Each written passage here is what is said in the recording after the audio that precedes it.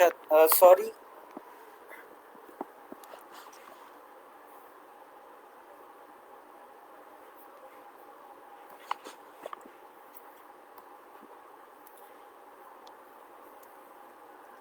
अच्छा, अस्सलाम वालेकुम।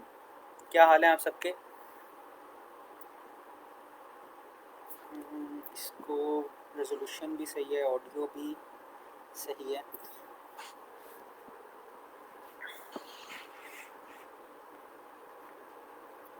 अच्छा, आप लोगों को आवाज़ आ रही है सही मेरी? अगर आपको सही आवाज़ आ रही है तो कमेंट कर दें। ये आज मैं दूसरे तरीके से लाइव आया हूँ ज़रा। तो क्योंकि हमने वॉच पार्टी क्रिएट करनी है एक और जगह पे, मैं वहाँ पे भी अ,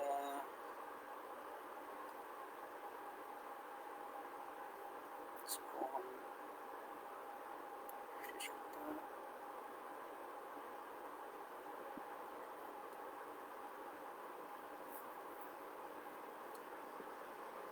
अच्छा चलें, अच्छी बात हो गई, एक जगह तो आ रही है, अब दूसरी जगह मैं चेक कर लूँ। ठीक है जनाब। ये वॉच पार्टी चल रही है और ये नज़र आ रही है।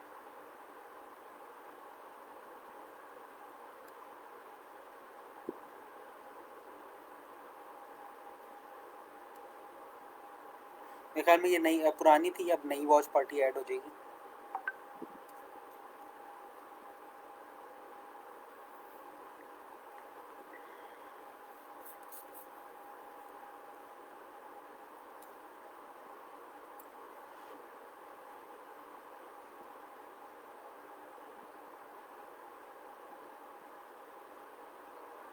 अच्छा, हम थोड़ा सा वेट करेंगे ना। पुरानी है ये। हमारा ये वाला लेक्चर 2 ग्रुप्स में लेना है, ठीक है? तो मैं उनका भी वेट कर रहा हूँ कि वो जब तक आ जाते हैं तब तक हम।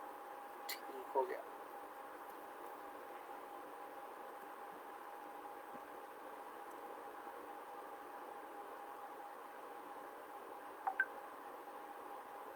सही है, नई वॉच पार्टी स्टार्ट हो गई है। अब मैं दो जगह से क्वेश्चन लूँगा, यहाँ से भी और वहाँ से भी।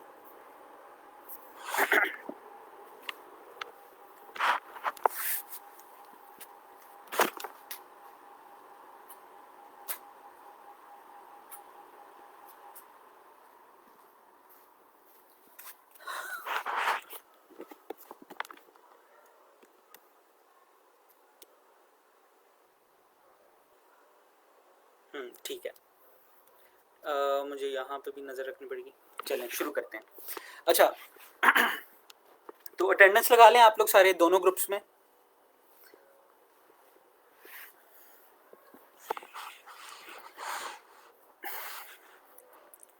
तो आज हमने वैसे बात करनी है रिस्पॉन्सिव वेबसाइट की, ठीक है? टाइम थोड़ा सा हो गया तो हम कोशिश करेंगे उसको टाइम के अंदर अंदर रखें।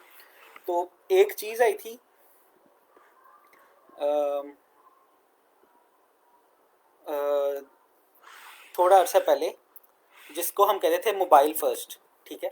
अब मोबाइल फर्स्ट अप्रोच क्या थी?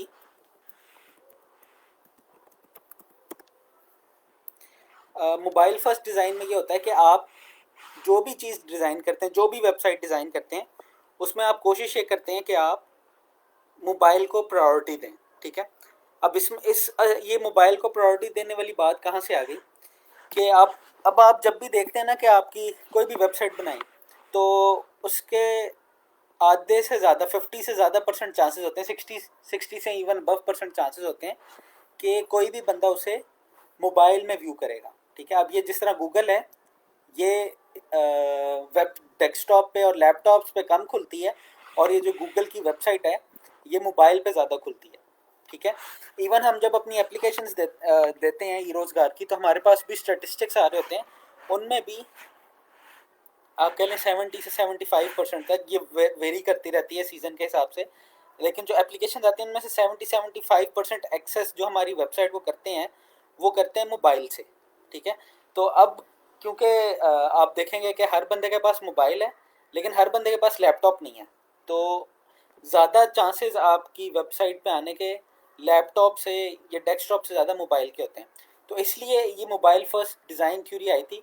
अभी मोबाइल फर्स्ट डिज़ाइन कहता है क्या है, इसका मतलब ये होता है कि आपने जो भी वेबसाइट डिज़ाइन करनी है पहले आपने मोबाइल के लिए डिज़ाइन करनी है, ठीक है।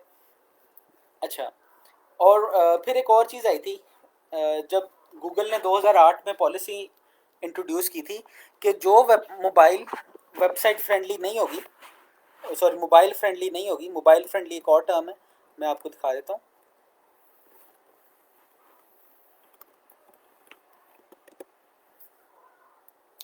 अच्छा, अब ये गूगल ने कहा था कि जो वेबसाइट, आप वेबसाइट का नाम यहाँ पे लिखें, उसको रन टेस्ट करें, जो वेबसाइट मोबाइल फ्रेंडली नहीं होगी गूगल उसकी रैंकिंग सही नहीं करेगा। इसका मतलब क्या है कि गूगल उसके एसईओ को हिट करेगा। मतलब अगर वो पहले पहले नंबर पे आ रही हो और उसकी मोबाइल रैंकिंग अच्छी नहीं है, मतलब वो मोबाइल फ्रेंडली नहीं है या मोबाइल के लिए वो वेबसाइट डिज़ाइन नहीं हुई हुई, तो क्या करेगा गूगल उसको यहाँ से उठा के पीछे किसी पेज पे फेंक देगा, ठीक है। अब इससे क्या होगा, इससे उसकी ट्रैफिक कम हो जाएगी, उसका बिजनेस कम हो जाएगा, ठीक है। और ये वाली चीज़ ही उन्होंने इसलिए की थी ताकि, क्योंकि अब लोग ज़्यादातर मोबाइल से आ रहे हैं गूगल के ऊपर या जो वेबसाइट्स हैं उनके ऊपर, तो इसलिए उन्होंने ये वाला काम किया था। अच्छा, ये वाली बात मैं क्यों कर रहा हूँ, क्योंकि आज हम पढ़ेंगे कि रिस्पॉन्सिव वेबसाइट्स क्या होती हैं, ठीक है। रिस्पॉन्सिव डिज़ाइन, ठीक है। अब रिस्पॉन्सिव डिज़ाइन क्या कहते हैं आपको, बल्कि हमने जो गिग बनाई थी एक, उसमें भी हमने काफ़ी सारा डिस्कस किया था कि रिस्पॉन्सिव डिज़ाइन, रिस्पॉन्सिव वेबसाइट, हम HTML CSS में आपको रिस्पॉन्सिव वेबसाइट बना के देंगे।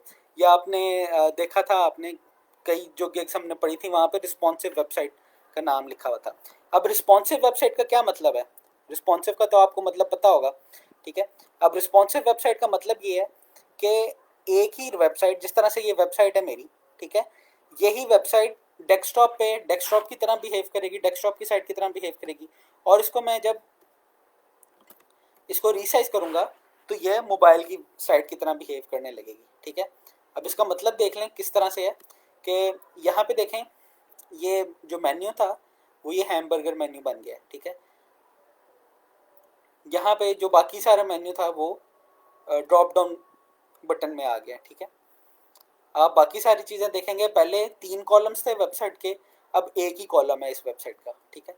मैं इसको फुल साइज में करता हूँ तो आप देखेंगे यहाँ पे लेफ्ट पे एक साइड बार है, राइट पे कॉलम है, उस पर कुछ चीज़ें आ रही हैं, ठीक है। और ऊपर वाली मेन्यू पूरा आया हुआ है। आप हैमबर्गर मेन्यू में देखेंगे ये W3 स्कूल और the world largest web developer site, ठीक है, ये राइट साइड पे लिखा हुआ है। और मैं इसको दोबारा करके दिखा देता हूँ, इसको चेंज करूँगा और डिफरेंट तरीके से बिहेव कर रहा है, इसको मैं एक्सपेंड करता जाऊंगा, आप देखेंगे इसका बिहेवियर चेंज होता जाता है। तो ऐसी वेबसाइट को जो अपने, आप कह लें कि लेआउट का साइज चेंज होने पे डिफरेंट बिहेव करे, ऐसी वेबसाइट को हम कहते हैं ये हमारे लिए रिस्पॉन्सिव वेबसाइट, ठीक है। अच्छा, क्वेश्चंस किसी के? हाँ, आप यहीं पे क्वेश्चन लिखते जाएं तो मैं आंसर करता जाऊंगा।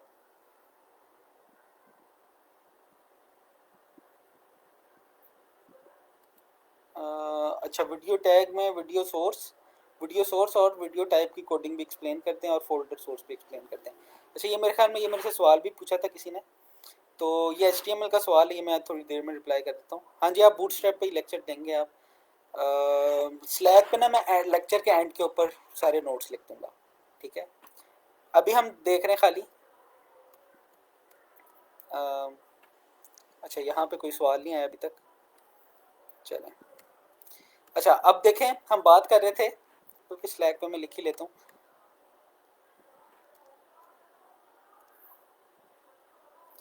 अच्छा, अच्छा यहाँ पे ना कमेंट ना किया करें समरी में, आप जनरल के थ्रेड में कमेंट्स कर लिया करें। तो मैं यहाँ पे जो भी आप समरी में कमेंट करेंगे वो मैं डिलीट कर देता हूँ, बाकी आप लोग उसमें कमेंट कर सकते हैं। अच्छा, ये हमारा लेक्चर 14 है और है किसके बारे में, responsive websites.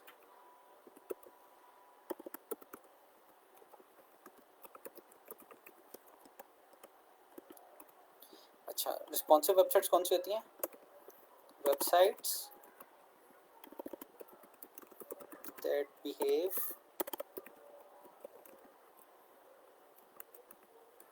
differently on different devices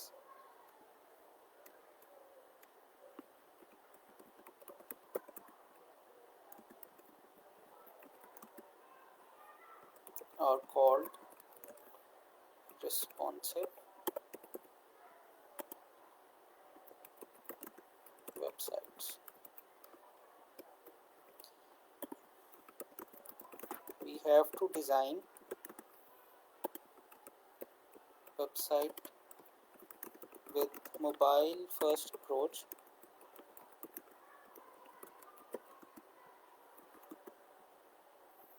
to improve its SEO. ठीक है। अच्छा, अब हम आ जाते हैं कि ये काम होता किस तरह से है। ठीक है, इसके लिए पहले हम HTML के 2-3 टैग्स पढ़ेंगे और उसके बाद ये वाला काम कर देंगे। अच्छा, अटेंडेंस लिखा गया। अच्छा, उससे पहले HTML से पहले किसी ने सवाल किया था वीडियो टैग का। ठीक है, तो वीडियो टैग में आपको बता देता हूँ कि वीडियो टैग में दो चीज़ें पूछी हुई हैं, सोर्स का और दूसरा आपने क्या पूछा था, इनकोडिंग का। ठीक है, अब सोर्स वीडियो टैग का वही वाला उसी तरह से होता है जिस तरह से आपने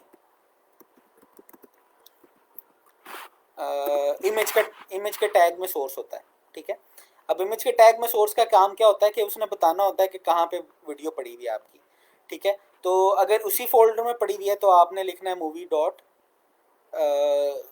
जो भी आपका मूवी का नाम है वो आपने, वीडियो का नाम है वो लिखना है आपने, और वो यहाँ पे डाल देना है। ठीक है, और फिर आपने टाइप में क्या लिखना है, टाइप में आपने लिखना है जिसमें जो एक्सटेंशन है वीडियो की। ठीक है, अगर MP4 है तो आप MP4 लिखेंगे, अगर MKV है तो आप MKV लिखेंगे, अगर OGG है तो आप OGG लिखेंगे, जो भी वीडियो का स्टाइल है तो वो आपने डालना है। अच्छा, इसका एग्जांपल बल्कि ये यहाँ पे लिखी हुई है कि आपने सोर्स में SRC डालना है, SRC में लोकेशन बतानी है कहाँ पे पड़ी हुई है। ये लोकेशन किससे रिलेटिव होगी, लोकेशन उस जगह से रिलेटिव होगी जहाँ पे आपने कोड लिखा हुआ है। ठीक है,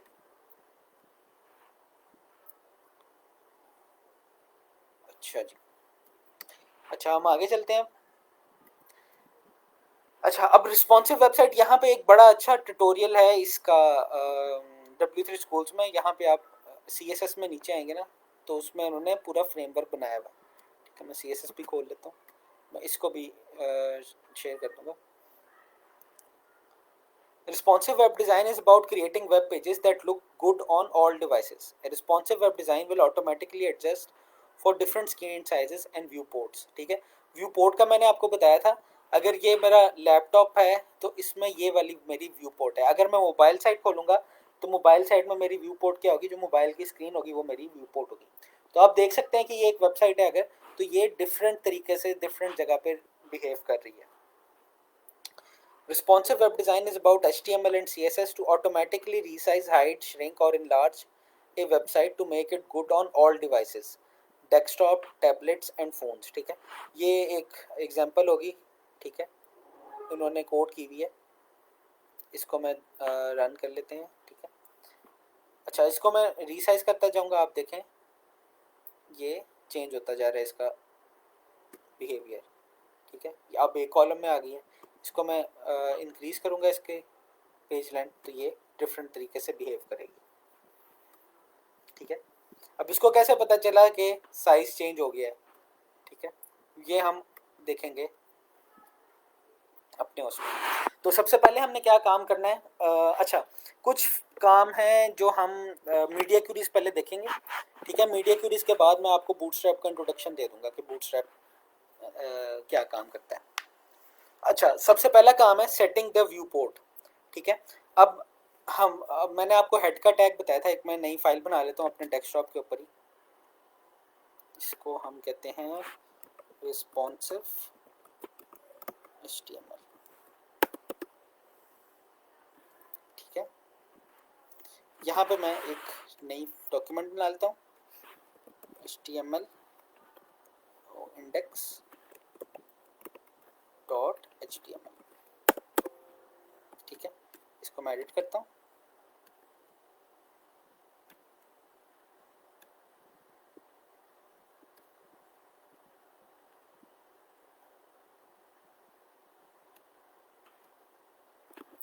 अच्छा, सबसे पहले डॉक टाइप,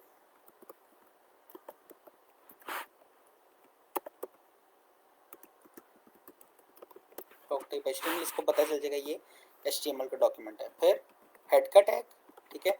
हेड का टैग में मैंने आपको बताया था कि हेड के टैग में डॉक्यूमेंट के बारे में इंफॉर्मेशन होती है। इस HTML का के बारे में जो इन्फॉर्मेशन होगी या इस तरह के टैग्स होंगे, जो सपोर्टिंग टैग्स होंगे, वो यहाँ पे आ जाएंगे, ठीक है। फिर बॉडी का टैग लगा देते हैं हम, ठीक है। बॉडी के टैग में क्या होता है, बॉडी के टैग में आपके HTML पेज का जितना भी कंटेंट होगा वो बॉडी के टैग में पड़ा होगा, ठीक है।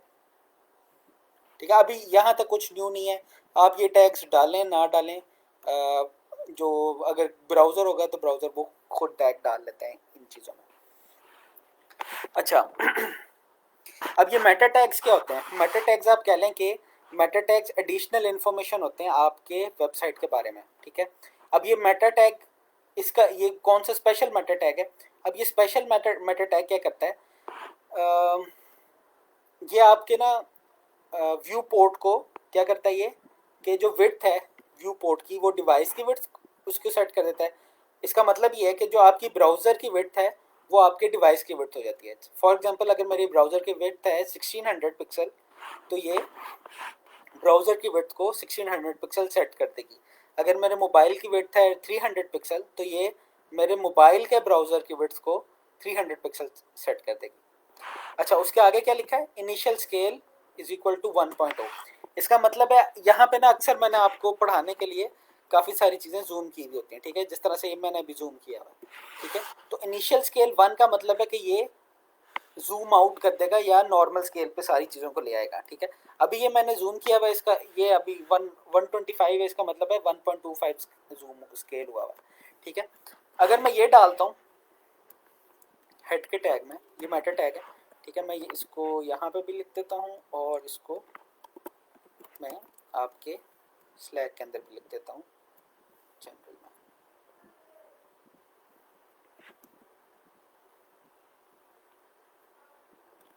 अच्छा, ट्राई टू योरसेल्फ भी आ गई, ये भी चलें, लिंक ही होगा, हाँ लिंक ही है, चलें। अच्छा अब ये क्या है, इसको यहाँ से मैं आपको पढ़ के भी बता देता हूँ।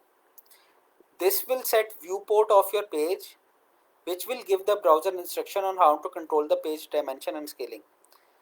Here is an example of web page without the viewport meta tag and same page with the viewport meta tag. अच्छा अब यहाँ पे देखें, ये viewport उसने डाला हुआ था, ये उसने पेज बनाया हुआ था वेबसाइट लैपटॉप के लिए, डेस्कटॉप के लिए, लेकिन अब ये पेज यहाँ पे viewport सेट हुई हुई थी, तो ये आईपैड के ऊपर भी अब इसने क्या किया है कि इसकी विड्थ को, जितने भी विड्थ थी इसकी विड्थ को डिवाइस की विड्थ के ऊपर स्केल कर दिया, ठीक है। अगर ये फॉर एग्जांपल ये विड्थ 100% थी, तो इसने क्या किया कि इसकी विड्थ को डिवाइस की विड्थ के ऊपर आप कह लें कि इसने स्केल कर दिया, ठीक है। अच्छा ये काम हमने कर दिया। कोई क्वेश्चन है तो वो मैं पूछ लेता हूँ। सर एक्सटर्नल CSS का बता दें। एक्सटर्नल CSS का मैंने बताया था आपको, आप मुझसे मेरे से स्लैक पे पूछ लीजिएगा, मैं उसको फिर रिवाइज कर दूंगा। अच्छा चलें, अच्छा यहाँ पे कोई क्वेश्चन, यहाँ पे नहीं कोई क्वेश्चन, चलें फिर आगे चलते हैं। अच्छा जी, इसको बंद कर लेते हैं।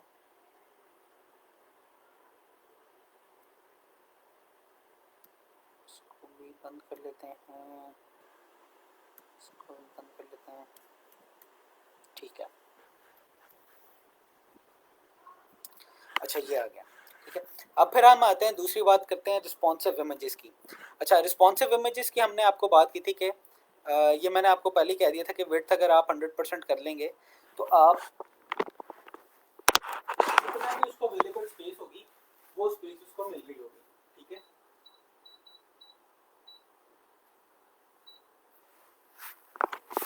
तो जिस तरह आप लोगों ने, काफ़ी लोगों ने इसको अपनी जो उन्होंने CV की HTML का जो CV की असाइनमेंट की थी उसमें इसी तरह किया था, जो सही तरीका था कि एक टेबल का सेल आ गया, उसमें जिन जो भी इमेज रखी है उन्होंने उसकी विड्थ 100% कर दिया, तो वो उस सेल की विड्थ लेगा पूरा, ठीक है, वो उससे बाहर नहीं निकलेगा।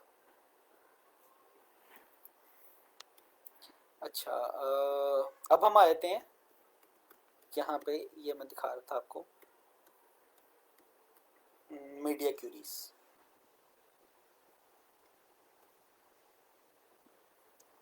यहाँ पे आ जाते हैं।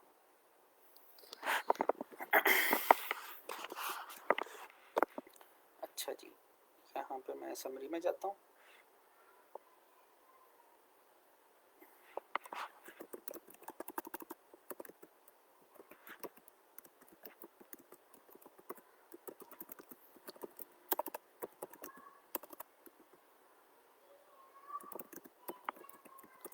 helps the browser to maintain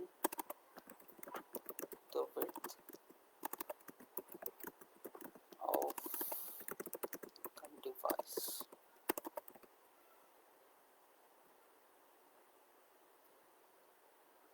अच्छा जी, अच्छा इसके बाद हम देखते हैं रिस्पॉन्सिव फ्रेमवर्क्स। ठीक है, अब ये मीडिया क्यूरीज क्या होती हैं, ये मैं इनके ऊपर हम आ जाते हैं। ठीक है, मीडिया क्यूरीज को हम डिस्कस करेंगे। अगर आपको,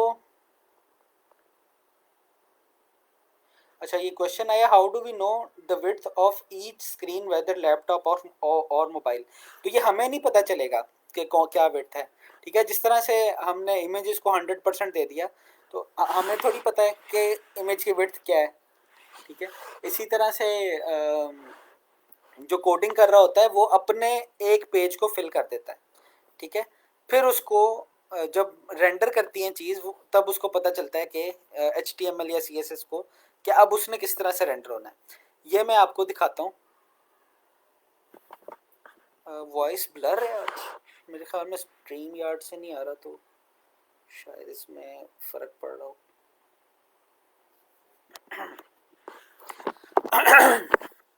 अच्छा, अब क्लियर होगी कुछ वॉइस। अच्छा, मैं क्या बात कर रहा था। अच्छा, मैं कोशिश करता हूँ कि चीज़ों को ना बड़ा बड़ा करके दिखाऊं, फिर हम इसको देख लेंगे। अच्छा, एक और चीज़ थी हमने देखी हुई कि जो रिस्पॉन्सिवनेस है वो डिपेंड किस पे करती है, वो मीडिया क्यूरीज पे करती है। अब मीडिया क्यूरीज होती क्या है वो मैं आपको बताता हूँ। ठीक है, अब फॉर एग्जांपल इसी के ऊपर हम डिज़ाइन करते हैं कि इसके ऊपर ना मैं एक्सटर्नल CSS का किसी ने सवाल किया था, उसको मैं बता देता हूँ एक्सटर्नल CSS कैसे डालते हैं। पहले हम नई फाइल बनाएंगे। ठीक है, उसको मैं रखता हूँ, उसका नाम स्टाइल डॉट CSS। ठीक है, अब इस स्टाइल डॉट CSS को, इसको भी मैं खोल लेता हूँ।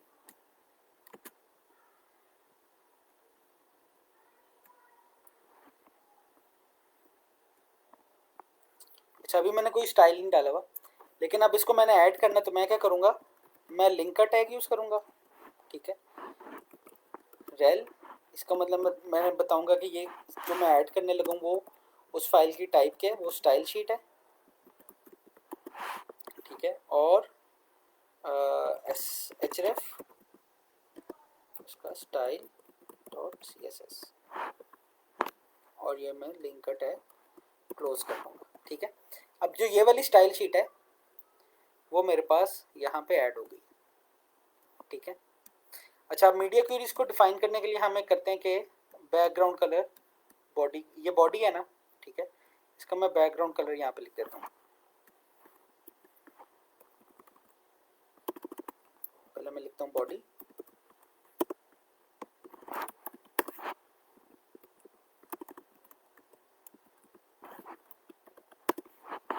बैकग्राउंड कलर मैं इसको कहता हूँ जनाब, इसको हम कहते हैं येलो कर देते हैं।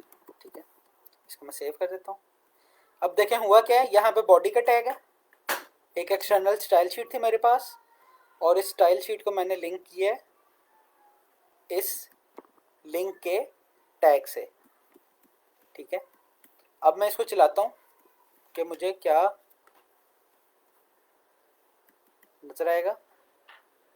तो ये देखें, इसकी जो बैकग्राउंड था वो पूरा का पूरा ब्लू हो गया है, क्योंकि मैंने यहाँ पे लिखा है background blue, yellow, sorry yellow हो गया, क्योंकि मैंने बैकग्राउंड यहाँ पे येलो लिखा हुआ है। अच्छा, अब यहाँ पे देखें, अब मैं इसको रीसाइज भी कर दूं अगर किसी भी तरीके से, तो इसका कलर चेंज नहीं हो रहा, ऐसे ही है। ठीक है, तो अब हम देखेंगे कि मीडिया क्यूरीज हमारी कैसे हेल्प करती हैं इस चीज़ को मेंटेन करने में। तो उससे पहले कोई सवाल किसी का?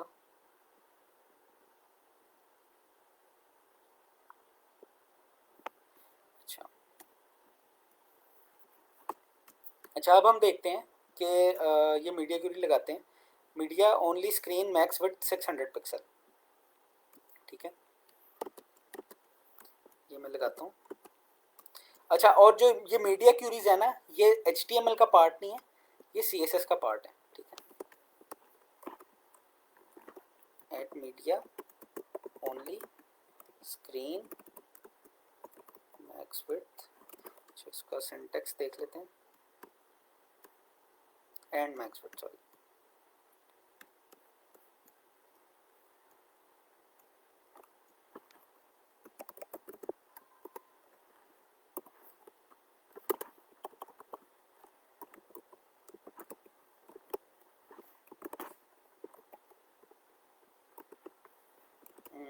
अच्छा, ये ऐसे ही है। ठीक है,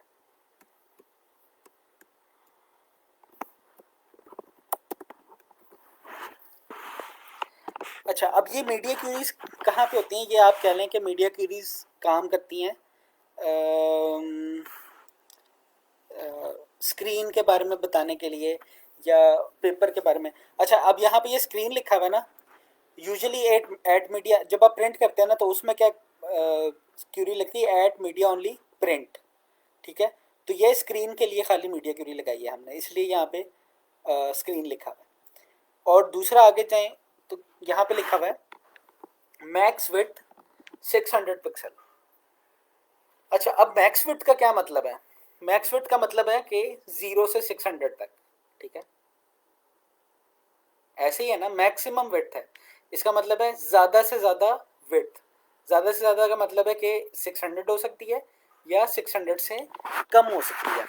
अच्छा, अब मैं यहाँ पे लगाता हूँ बॉडी, मैं बिल्कुल ना वही वाली चीज़ सारी कॉपी पेस्ट कर देता हूँ इसी को।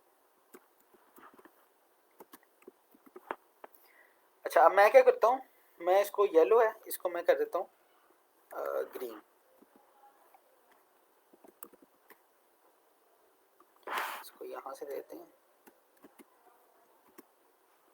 ठीक है, इस तरह भी ये भी वैल्यू देते हैं, लेकिन अभी सिंपल रखते हैं क्योंकि हमने ज़्यादा उस तरह की वैल्यूज़ देखी नहीं है, तो इसको मैं सिंपल ग्रीन लिख देता हूँ, समझने में आसानी है। ठीक है, इसका क्या मतलब है कि मैक्सिमम विड्थ 600 तक इसका कलर ग्रीन रहे।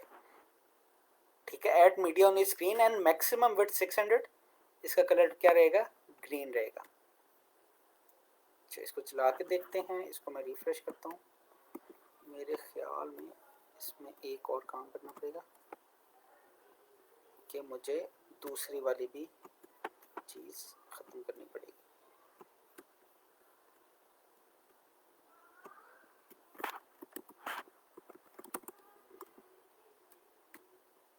ठीक है, अच्छा, अब यहाँ पे देखें, इसको मैं 600 पिक्सल, अच्छा ये अप्लाई नहीं हुई, मैं इसको देखता हूँ क्यों नहीं हुई अप्लाई है।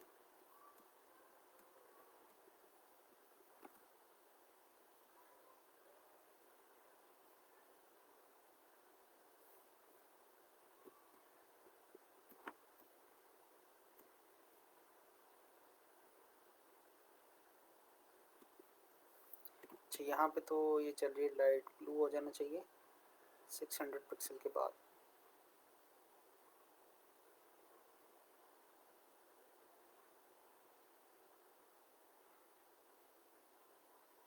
अच्छा, हमारे पास भी नहीं चल रही है, इसको मैं देखता हूँ।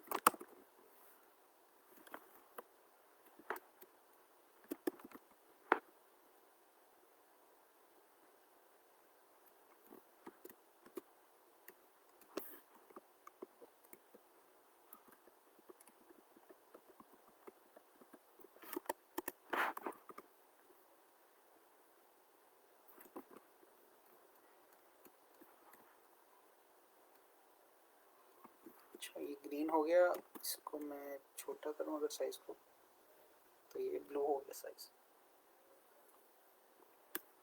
अच्छा 1 मिनट, हेड ऑफिस से कॉल आ रही है, मुझे सुननी पड़ेगी।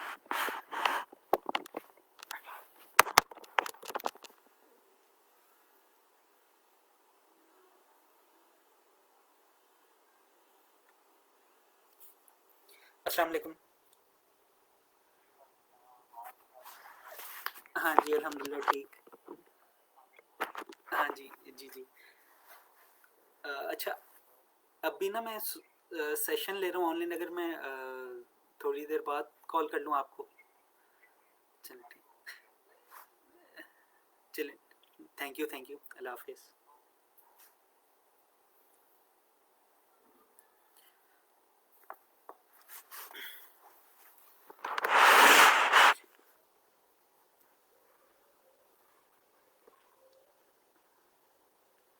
अच्छा क्या कह रहे हैं आप? मीडिया क्यूरीज दोबारा बता दें। चलिए मीडिया क्यूरीज मैं दोबारा बता देता हूँ।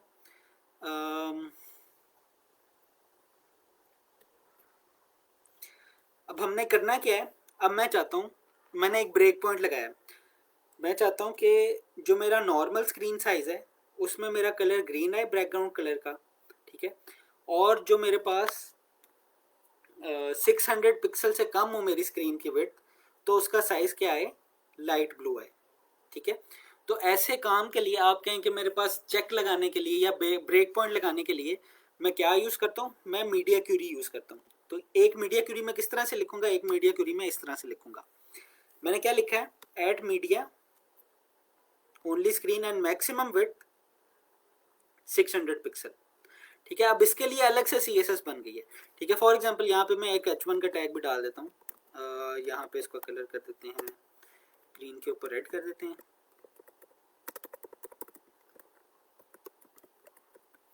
और यहाँ पे ब्लू के ऊपर ग्रीन कर देते हैं और ब्लैक कर देते हैं।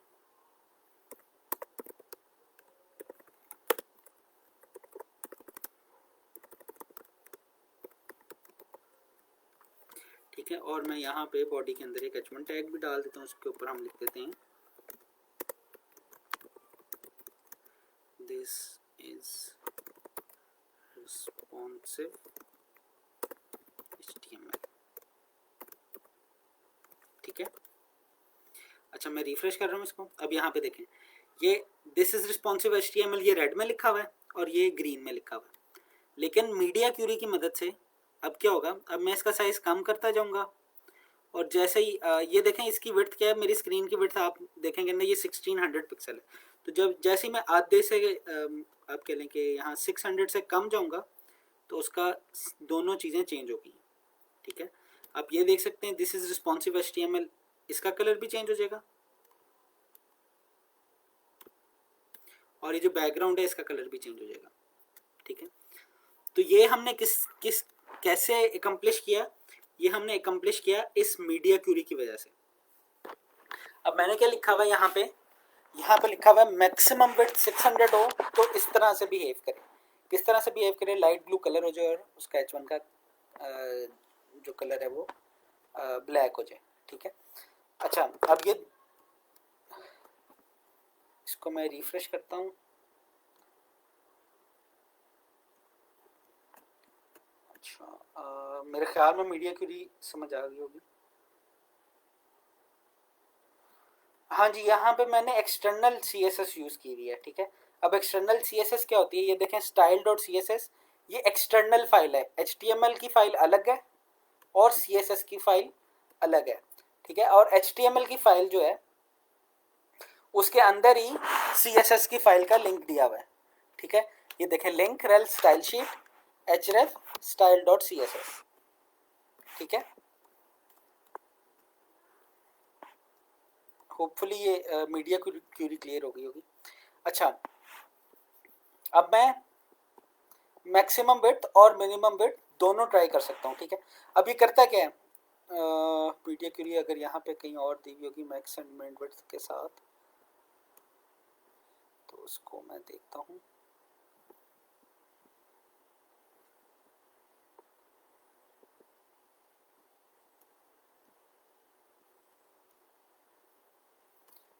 एक minute ji.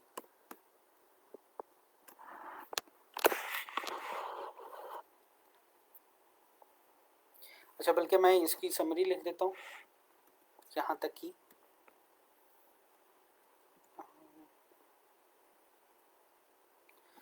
The media Curie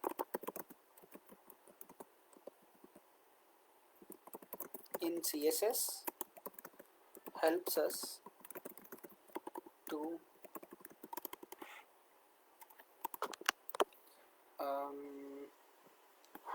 create a checkpoint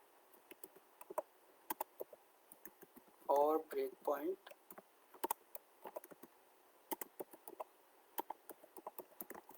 for CSS rules। ठीक है। अच्छा, और अभी तक जितनी फाइल होगी है वो मैं आपको सेंड कर देता हूँ कोड की। वैसे इतनी ज़्यादा कोडिंग नहीं थी यहाँ पे, इसको मैं सेंड कर देता हूँ।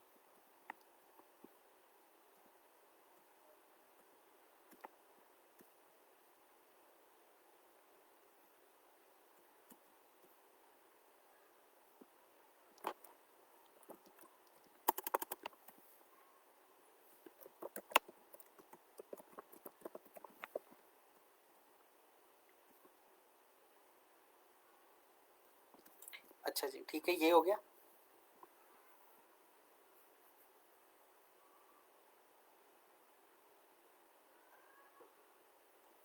Can we change quality of the screen such as blur HD through media query? Quality तो आप चेंज नहीं कर सकती, जो आपको क्वालिटी नज़र आ रही होगी वही आपको मिलेगी। अच्छा जी,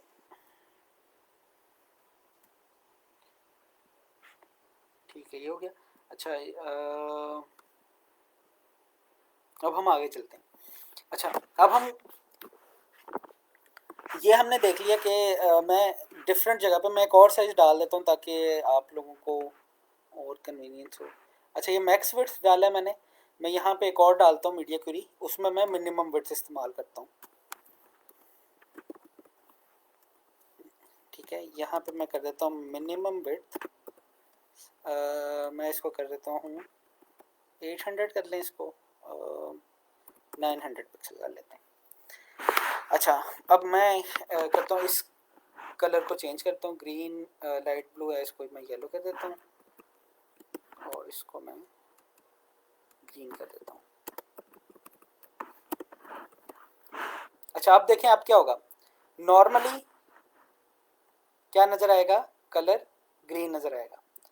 मिनिमम विड्थ 900 तक येलो नज़र आएगा और 900 से 600 तक ये येलो रहेगा और 600 से जब कम होगा तो ये ब्लू नज़र आएगा।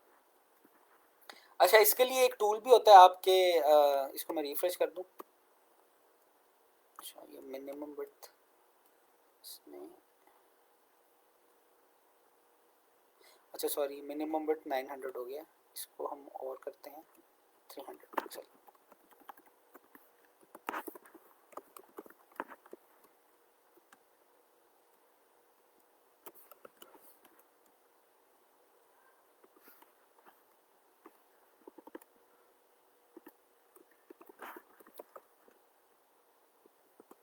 इसको मैं देखता हूँ, एक मिनट।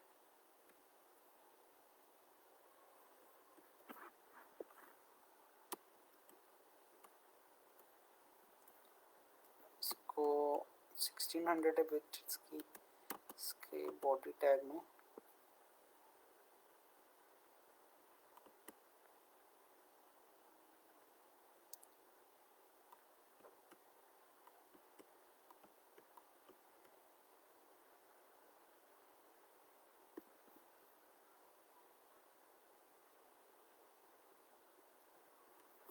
मेन विड्थ वाला भी काम नहीं कर रहा, इसको मैं बाद में देख लेंगे हम।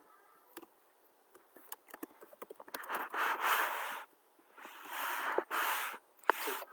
अच्छा, आप यहाँ पे देखें, यहाँ पे ये आपको जब आप खोलते हैं इंस्पेक्ट एलिमेंट, उसमें ये वाला आपको बटन एक नज़र आ रहा होगा जिसमें एक मोबाइल बना हुआ और एक टैबलेट बनी हुई है।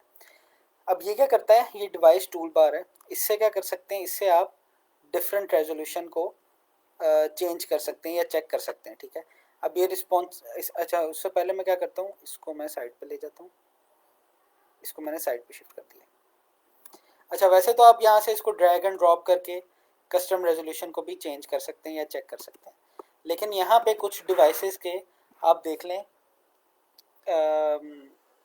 प्री डिफाइंड रेजोल्यूशन सेट हुई हुई है। फॉर एग्जांपल, अगर मैंने गलेक्सी S5 के ऊपर रेजोल्यूशन चेक करनी है तो वो ये बिहेवियर जो है वो गलेक्सी S5 का शो करेगा, ठीक है। मैंने आईपैड के ऊपर चेक करनी है तो वो आईपैड की ये वाली रेजोल्यूशन आ गई वेब की, ठीक है। और इसी तरह गलेक्सी फोल्ड को नए मोबाइल ऐड हुए हैं यहाँ पे, तो उनकी ये वाली रेजोल्यूशन आप चेक कर सकते हैं, ठीक है। तो ये बटन कहाँ पे है, ये बटन जैसे ही आप इंस्पेक्ट एलिमेंट खोलते हैं उसमें इंस्पेक्ट के टूल के साथ राइट साइड पे ये मोबाइल का और इसका बटन बना हुआ है, तो इसको आप यूज़ करके अपने डिवाइसेस के, डिफरेंट डिवाइसेस के साइज़ वगैरह आप इसको देख के चेक कर सकते हैं, ठीक है। इसको बंद कर देते हैं। अच्छा,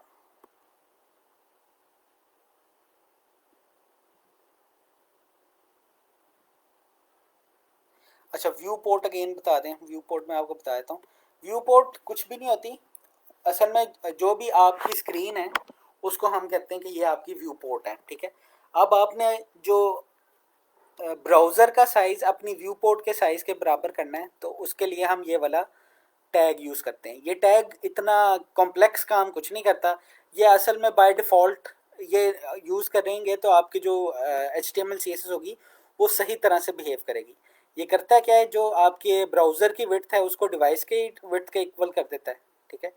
ब्राउज़र की विड्थ को डिवाइस के विड्थ के इक्वल, और जो इनिशियल स्केल है, जो जूम का स्केल होगा उसको वो 1 कर देगा, ठीक है।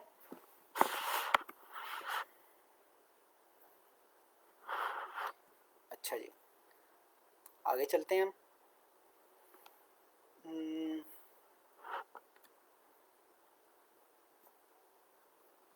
किधर गया, अच्छा अब यहाँ पे एक एग्जांपल दी हुई है, और ये एग्जांपल एग्जैक्टली अगर ये आप एग्जांपल समझ लें तो बूटस्ट्रैप भी बिल्कुल इसी तरह काम करेगा। अच्छा, अब इन्होंने क्या किया है, इन्होंने किया कि इन्होंने 12 हिस्सों में डिवाइड कर दिया है, एक पेज के उन्होंने 12 कॉलम्स बनाए हैं, ठीक है। अब यहाँ पे देखें, शायद यहाँ पे लिखा हो, when the screen browser window gets smaller than 760 each column should have a width of 100%। उन्होंने कहा है कि वैसे तो विड्थ जो है ये कॉलम में इन्होंने डिवाइड किया है, देखें यहाँ पे 12, बल्कि मैं पहले ग्रिड व्यू समझा दूँ आपको।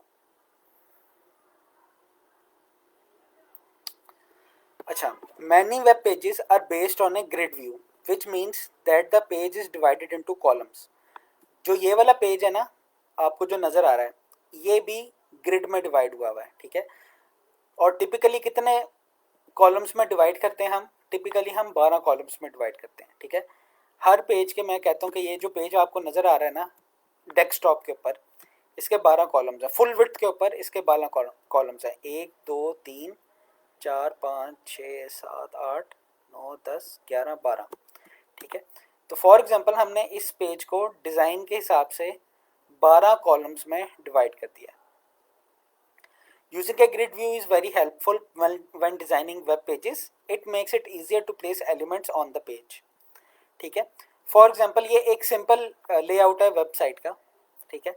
इसमें इसने क्या किया है कि ऊपर हेडर रखा है, हेडर कितने कॉलम्स ले रहा है, हेडर सारे के सारे कॉलम्स ले रहा है, तो मैं कहता हूँ कि हेडर जो है उसके 12 कॉलम्स हो गए, ठीक है। साइड में आप कह लें मेन्यूज़ हैं या आप जो भी कोई कंटेंट है, ठीक है, वो एक कंटेंट कितने कॉलम ले रहा है, एक कॉलम है, एक मेन्यू आइटम कितने कंटेंट ले रहा है, कॉलम ले रहा है, वो 3 कॉलम्स ले रहा है, 1 2 3। इसी तरह नीचे वाला भी 3 कॉलम ले रहा है और ये नीचे वाला इसी तरह 3 कॉलम्स ले रहा है। और इसी तरह साइड में अगर एक इमेज है तो वो कितने कॉलम्स ले रहा है, वो भी 3 कॉलम्स ले रहा है। ठीक है। और जो नीचे फुटर्स है वो भी फुटर फुल साइज का होता है, इसलिए हमने कहा है कि ये जो फुटर है ये फुल साइज ले रहा है और ये 100% विड्थ ले रहा है। इसका मतलब है कि ये 12 कॉलम्स ले रहा है। ठीक है। A responsive grid view often has 12 columns and has a total width of 100%। मतलब जिसके पास 12 कॉलम होंगे उसकी विड्थ क्या होगी, 100%। जिस तरह हेडर और फुटर की विड्थ 100% है। And will shrink and expand as your site resize the browser window. ठीक है। तो अगर मैं रीसाइज करता जाता हूँ तो तब क्या होगा कि वो जो कंटेंट की कॉलम की विड्थ होगी वो श्रिंक करेगी या एक्सपैंड करेगी। ठीक है। ये इन्होंने कुछ इस तरह से ब्रेकअप किया है कि हर कॉलम एक एक कॉलम बनाया, कॉलम की क्लास बना दी है। कॉलम 1 विड्थ है उसकी 8.3%। ठीक है। ये 8.3% कैसे आई, ये 8.3% इस तरह से आई कि मैं अगर कैलकुलेटर में 100 को डिवाइड करूं 12 से तो एक कॉलम की विड्थ क्या बनेगी, 8.33%। ठीक है। अच्छा, इसमें मैं अगर इस कह लें कि 2 कॉलम्स को ऐड करूं वो 16 बन जाएगी, फिर 3 कॉलम्स को ऐड करूं 25 बन जाएगी, 4 को करूं 33, 5 को करूं 6 को करूं 50 और पूरे 12 कॉलम्स पे आऊं तो उसका मतलब है कि ये 100% विड्थ बन जाएगी। ठीक है। इसको मैं ट्राई करके दिखाता हूँ आपको। ये लिंक मैंने आपको दिया नहीं हुआ तो ये आप लिंक ले लें, स्लैक पे मैं आपको सेंड कर देता हूँ जनरल के अंदर।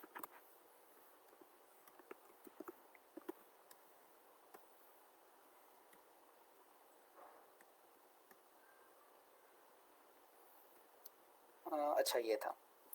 अच्छा अब यहाँ पे देखें, यहाँ पे उसने ये वही काम किया हुआ है। ये ऊपर 100%, नीचे जितने भी उसने दिए थे उस हिसाब से मैं एक्सपैंड करूँगा वो एक्सपैंड हो जाता है, मैं श्रिंक करूँगा वो श्रिंक हो जाता है। ठीक है। अच्छा, यहाँ तक किसी का कोई क्वेश्चन? चलें आगे चलते हैं।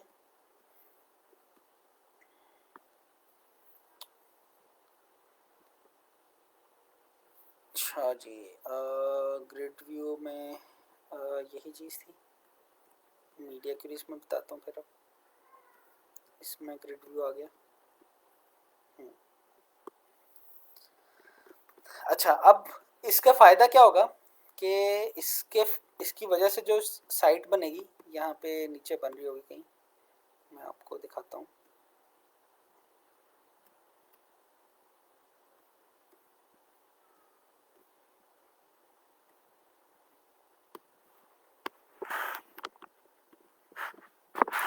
अच्छा, अब ये क्या बना हुआ है, ये रिस्पॉन्सिव बना हुआ है। अगर मैं इसको कम करता हूँ इसका साइज तो आप देखें ये जो 3 कॉलम ले रहा, ये 3 कॉलम्स नज़र आ रहे थे आपको, 1 2 3।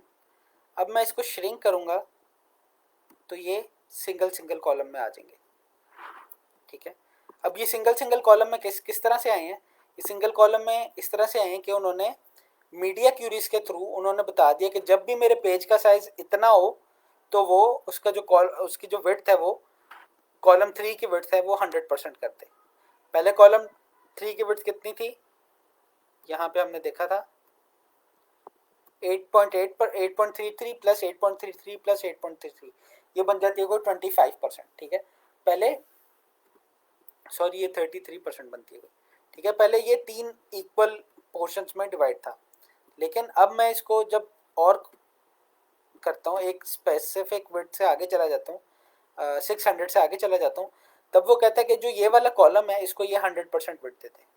उससे क्या होगा कि ये लंदन वाला जो पैराग्राफ है ये पूरी जगह पे आ जाएगा, उसके नीचे दूसरा पैराग्राफ आ जाएगा, उसके नीचे तीसरा पैराग्राफ आ जाएगा। ठीक है। अच्छा, होपफुली ये वाली बात समझ आई होगी, अगर नहीं समझ आई तो पूछ लें आप। अच्छा ये अभी ना थोड़ा सा कंफ्यूजिंग होगा, लेकिन जब ये बूटस्ट्रैप मैं आपको समझाऊंगा ना तब आपको सारी चीज़ें क्लियर हो जाएंगी। क्योंकि ये है ये कह लें कि ये आपने इस तरह से यूज़ नहीं करनी। ये तो बैकग्राउंड साइज है, बैकग्राउंड साइंस है बूटस्ट्रैप की, कि बूटस्ट्रैप असल में किस तरह से बनी है।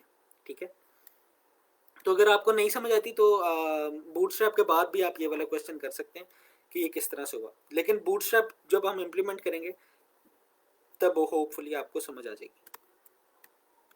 ठीक है, बस आपने यहाँ से ये देखना है, ये आप अगर इसको देख लेना यहाँ से, अगर समझ आती है तो ठीक है, नहीं समझ आती तो इतना कोई मसला नहीं है। आगे हम बूटस्ट्रैप पे जाएंगे तो आपको समझ आ जाएगी। लेकिन आपने यहाँ से ये देखना है ग्रिड व्यू के बारे में कि एक पेज को हमने 12 कॉलम्स में डिवाइड किया हुआ है। ठीक है, अब वो 12 कॉलम्स का मतलब ये है कि मैं हर पेज को मैंने अपनी हिसाब से हर कॉलम को विड्थ दी हुई है। ठीक है, तो फॉर एग्जांपल डॉट कोल 3 है, ये वाला पार्ट, ये 3 कॉलम्स ले रहा है ना, डॉट कोल 3 है, तो ये बड़े पेज के ऊपर इस कॉलम 3 की वैल्यू क्या आएगी, वो ये आएगी 25%। ठीक है, जो मेरा फुल साइज पेज है ना उसमें इसकी विड्थ क्या आ रही है 25%। लेकिन जैसे ही मैं इसको कम करूंगा, मेरे ख्याल में ये यहाँ पे इसकी एग्जांपल ठीक है, यहाँ पे वो रिस्पॉन्सिव नहीं है। ठीक है, अच्छा अब ये फुल साइज में ये कितने ले रहा है, इसकी कॉलम 3 है क्लास, इस कॉलम की विड्थ इसको कितनी मिलेगी 25%। लेकिन अगर मैं विंडो छोटी कर दूं, ठीक है, तो ये छोटा सा कॉलम पढ़ा तो नहीं जाएगा, तो मैं क्या करूंगा, इस कॉलम 3 की वैल्यू जहाँ 25% थी, मैंने इस कॉलम 3 की वैल्यू क्या कर दी 100% कर दी। जिस तरह से यहाँ पे हम कर रहे हैं, इसकी विड्थ क्या है 25% है। ठीक है, लेकिन जैसे ये 600 पिक्सल पे जाता है, यहाँ पे देख सकते हैं आप, ये पिक्सल लिखे हुए 612 है, 601 पिक्सल के करीब आ गया। ठीक है, तो आप देख सकते हैं कि इसकी विड्थ क्या होगी, पहले 25% थी, अब इसकी विड्थ 100% हो गई है। ठीक है, इसको मैं पीछे करूँगा, तो ये देखें ये 25% विड्थ है अभी। ठीक है, मैं एक्सपैंड करूँ पेज को या सब्ट्रैक्ट श्रिंक करूँ, ठीक है, इसकी विड्थ 25 ही रहेगी। ठीक है, लेकिन जैसे मैं 600 से नीचे जाता हूँ इसकी विड्थ 100% हो गई है। ठीक है, तो ये रिस्पॉन्सिव चेक हमने कैसे लगाया, ये रिस्पॉन्सिव चेक लगाया हमने मीडिया क्वेरी से। ठीक है, हम अब आगे चलते हैं बूटस्ट्रैप के ऊपर, तब आपको ज़्यादा समझ आ जाएगी।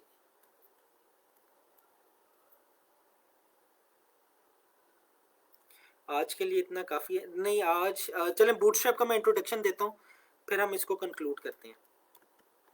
अच्छा अब ये तो कह लें कि ये फ्रेमवर्क्स बने होते हैं, ये काम अगर आपको खुद करना पड़े तो आप देखेंगे कई लोगों को समझ नहीं आ रही, और कई आपको ना काफ़ी सारा ये वाला सारा काम करना पड़ेगा कि पहले मीडिया क्वेरीज बनानी पड़ेंगी, कॉलम्स बनाने पड़ेंगे, ये सारी काम करने पड़ेंगे।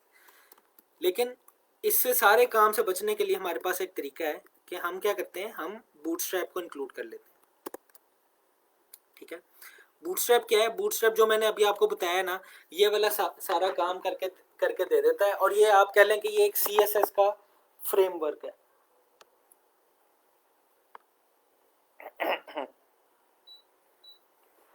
ठीक है, तो हम देखते हैं कि बूटस्ट्रैप हमारी इस केस में कैसे हेल्प करता है। ठीक है, अब बूटस्ट्रैप को, ये getbootstrap.com इसकी वेबसाइट है, मैं आपको अभी एग्जांपल कराता हूँ, बूटस्ट्रैप को डिटेल हम अगले लेक्चर में देखेंगे। अच्छा अभी हम ना सिंपली उसको बूटस्ट्रैप को हम इंक्लूड करते हैं। अब बूटस्ट्रैप को इंक्लूड करने के भी दो तरीके हैं। ठीक है, अब मैंने बूटस्ट्रैप को यूज़ करना है तो मुझे उसकी CSS फाइल इंक्लूड करना पड़ेगी। ठीक है, तो दो तरीके हैं बूटस्ट्रैप को इंस्टॉल करने के, या तो आप डाउनलोड कर लें बूटस्ट्रैप को, ठीक है, या फिर आप यहाँ से ये लिंक उठा लें। ठीक है, ये हम अभी CSS का लिंक उठा लेते हैं। देखें यहाँ पे मैंने क्या किया, मैंने अपनी CSS बनाई थी style.css, और उसमें मीडिया क्वेरीज वगैरह लगाई हुई थी। अब मैं क्या करता हूँ, अब मैं, अच्छा ये आपको आज करने की ज़रूरत नहीं है, ये आप अभी आज खाली देखें, कल इस पे हम डिटेल में बात करेंगे, तब आपको, आज आपने खाली समझना है। कि मैं क्या कर रहा हूँ। ये मैंने लिंक उठाया है getbootstrap.com से, और ये क्या है, स्टाइल शीट को इंक्लूड कर रहा है। और ये स्टाइल शीट कहाँ पड़ी हुई है, ये इंटरनेट पे किसी जगह पे पड़ी हुई है, ठीक है। इसको हम CDN कहते हैं, किसी क्लाउड डिलीवरी नेटवर्क पे किसी जगह पे ये CSS पड़ी हुई है, उसको मैंने इंक्लूड कर लिया, ठीक है। अब मैं क्या करता हूँ, अब मैं इसी तरह का पेज बनाने की कोशिश करता हूँ, ठीक है, और उसको रिस्पॉन्सिव बनाते हैं, ठीक है। आपने खाली देखना है, आपने करना कुछ नहीं है। अच्छा, मैं बनाता हूँ, पहले एक डिव बना लेता हूँ, ठीक है। इस डिव को एंड कर लेते हैं हम। अच्छा, इस डिव को मैं क्लास देता हूँ रो की। अच्छा, इस बॉडी को क्लास देता हूँ मैं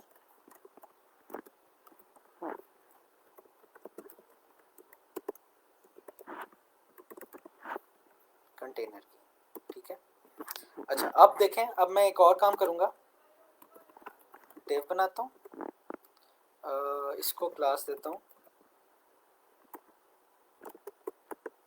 कॉल,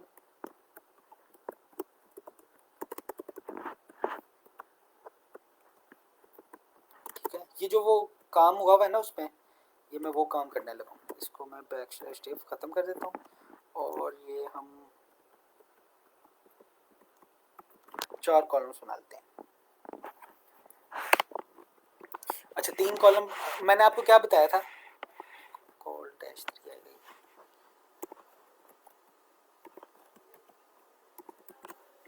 मैंने आपको ये बताया था कि 12 एक ग्रिड होता है ना, ग्रिड के 12 हिस्सों में डिवाइड कर लेते हैं हम, ठीक है। अब ये 12 हिस्सों में डिवाइड करेंगे तो 3 + 3 6, 6 + 3 9, 9 + 3 12।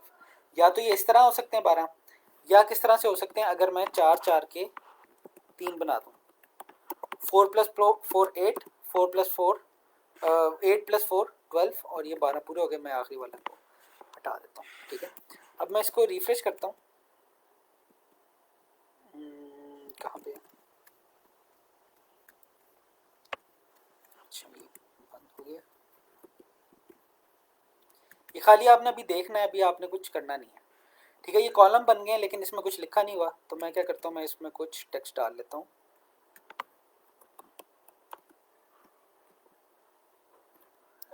H1 डाल लें हम, p टैग डाल लेते हैं।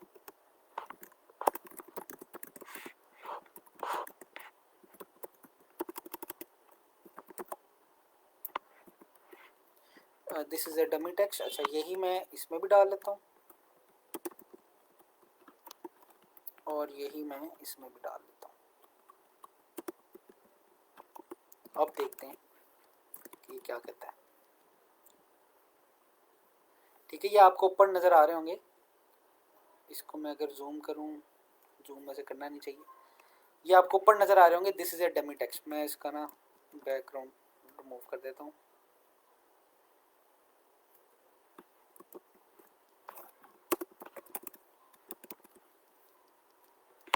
ठीक है। यहाँ पे देखें 3 कॉलम्स हैं, 1 2 3, बल्कि एक और काम करता हूँ, मैं बॉर्डर डाल देता हूँ, div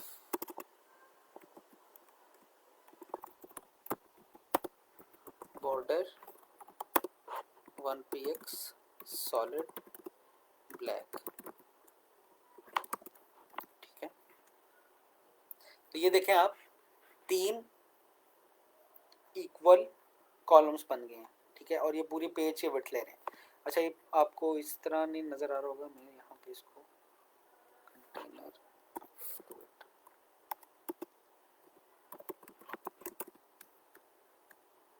ठीक है। ये देखें आप को 3 इक्वल हिस्सों में ये खुद ही डिवाइड होगा, मैंने कुछ भी नहीं किया। मैंने क्या किया, बस इसको क्लासेस दी हैं, ठीक है। ये CSS ऐड की है, और मैंने क्लासेस दी हैं इसे। अच्छा, अब मैं क्या करता हूँ, अब मैं इसको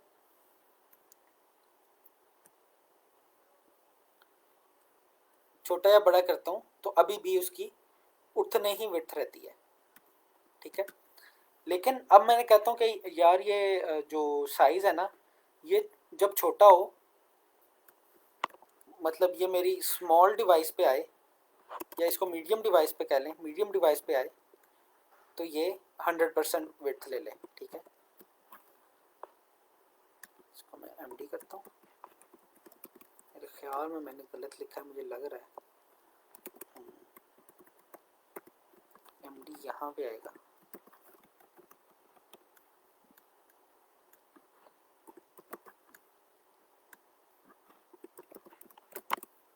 इसको रिफ्रेश करते हैं हम। अब देखें क्या हुआ। अब ये मीडियम डिवाइस पे, ये मैंने कुछ गलत कर दिया, ये इसको जूम किया हुआ मैंने शायद, इसको एलजी कर लेते हैं।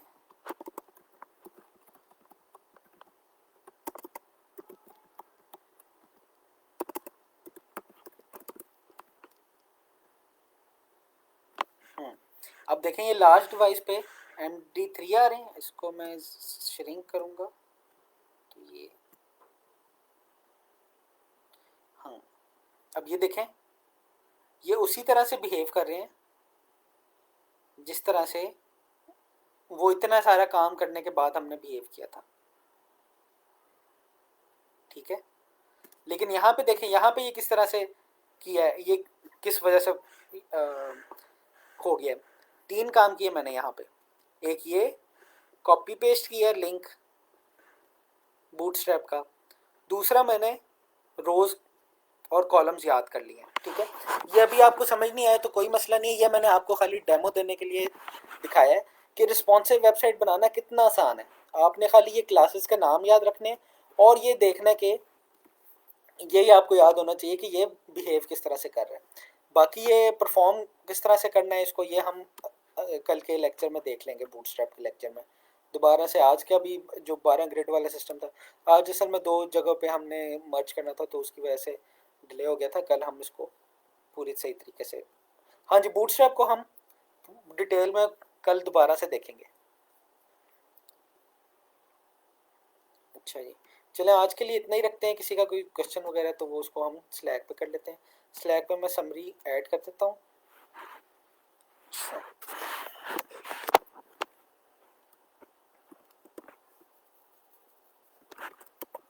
यूजुअली 12 column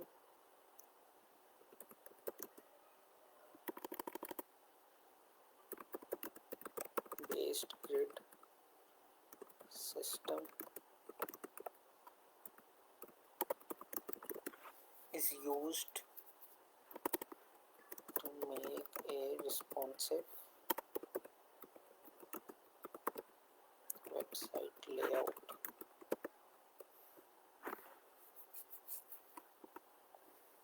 ठीक है, अच्छा ये मैं ना CSS के फ्रेमवर्क का लिंक मैंने आपको पहले भी पेस्ट कर दिया था, दोबारा भी पेस्ट कर देता हूँ। यहाँ पे मैंने किया था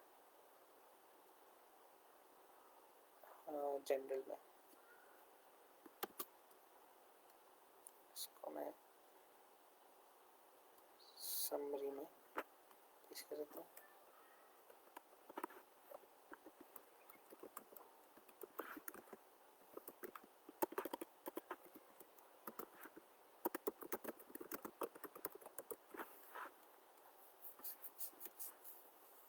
ठीक है, तो अगर किसी ने देखना है कि बूटस्ट्रैप के पीछे जो फंक्शनैलिटी है वो चल किस तरह से रही है, तो वो इस लिंक को फॉलो कर सकता है। ठीक है, बाकी जो बूटस्ट्रैप है वो कल हम देखेंगे डिटेल में कि बूटस्ट्रैप डिटेल में हम इस्तेमाल किस तरह से करते हैं। तो अगर आपने ये पिछले वाली वर्किंग नहीं भी देखनी तब भी आपको बूटस्ट्रैप समझ आ सकता है। ठीक है, अच्छा किसी का क्वेश्चन आया जनरल में? यार ये जो नई वाली असाइनमेंट है इसकी, चले मैं वेडनेसडे तक कर देता हूँ, इससे ज़्यादा एक्सटेंड नहीं होगी। कल की डेट है, आप परसों को करा लें। ठीक है, इसको एक दिन में एक्सटेंड कर देता हूँ।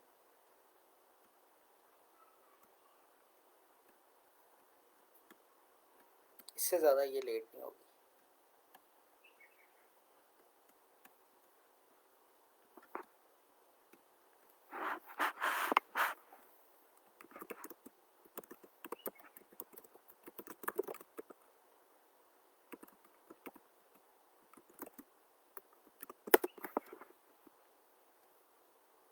अच्छा जी। चलें ठीक है, बस फिर आज इतना ही रखते हैं, कल इसको डिटेल में देखेंगे। अल्लाह हाफिज़।